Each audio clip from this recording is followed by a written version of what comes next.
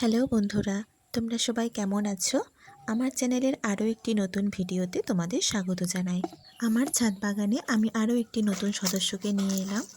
ভাবলাম তোমাদের সাথেও সেই মুহূর্ত একটু শেয়ার করা যাক। সেই জন্যই প্রথমে একটু মাটি তৈরি করে নিচ্ছি। শীতের সময় এই প্লাস্টিকটার মধ্যে গাঁদা ফুলের চারা লাগিয়েছিলাম। ফুল ফোটা তো শেষ হয়ে গেছে, গাছটিও মারা গেছে, তাই প্লাস্টিক থেকে মাটিটি বের করে নিয়ে নতুন করে মাটিটা তৈরি করে নিলাম। মাটির ডেলা অংশ ভেঙে নিয়ে মাটির মধ্যে অল্প করে জৈব সার মিশিয়ে নিচ্ছি। যখনই কোনো গাছ লাগাই তার আগে মাটি তৈরি করতে এই সারটাই আমি ব্যবহার করি। এবছর শীতের শুরুতে এই গাছটির একটি কাটিং আমি লাগিয়েছিলাম। শীত ফুরাতেই দেখছি গাছটি খুব ভালো গ্রোথ করছে, তাই ভাবলাম আরও কয়েকটা কাটিংয়ের লাগাই। আমাদের গ্রামে যে কাপড়ের দোকান আছে ওখানেই আমি এই গাছটি প্রথম দেখেছিলাম। গাছটি দেখে ভালো লাগতেই কাকুকে বলতে আমাকে একটি কাটিং ওরা দিয়েছিল। ওই কাকুই আমাকে গাছটির নাম বলেছিল জেড প্ল্যান্ট। তারপর তো বাড়িতে এসেই নেটে সার্চ করে এই গাছের আমি অনেক ছবি ভিডিও দেখতে পাই, কিন্তু এইবার না বলেই যথারীতি এক প্রকার চুরি করেই এনেছি বলতে পারো। প্রথমবারের কাটিংটা তো সাকসেসফুলি হয়েছে, কিন্তু জানি না এইবারেরগুলো কি হবে। তাও অনেক আশা নিয়েই লাগাচ্ছি। এই গাছগুলো যে এত ইজিলি গ্রোথ হয় সত্যিই আমি আগে জানতাম না।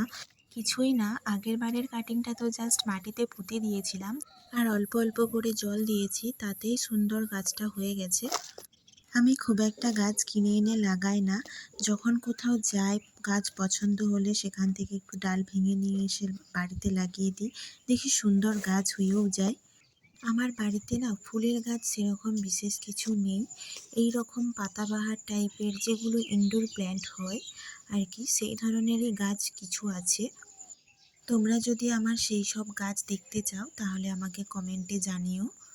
যখন আমি কোনো গাছের ডাল থেকে চারা তৈরি করতে বসাই আর সেই চারা থেকে যখন ছোট্ট ছোট্ট পাতা বের হয়, তখন নিজের মনে মনেই অনেকটা মজা পাই।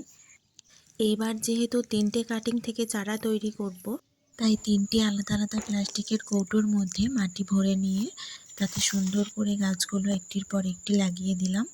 যে প্লাস্টিকের কৌটোগুলো তোমরা দেখছো এগুলো কোনো বাজার থেকে কিনে আনা কৌটো নয়, এগুলোই বাড়িতে ছিল, রঙের কৌটো। একটু পরিষ্কার করে নিয়েছি, ব্যাস আর কিছুই না। এইভাবেই একটু একটু করে জল দিতে থাকবো গাছগুলোতে, যতদিন না গাছগুলো থেকে নতুন পাতা বের হয়।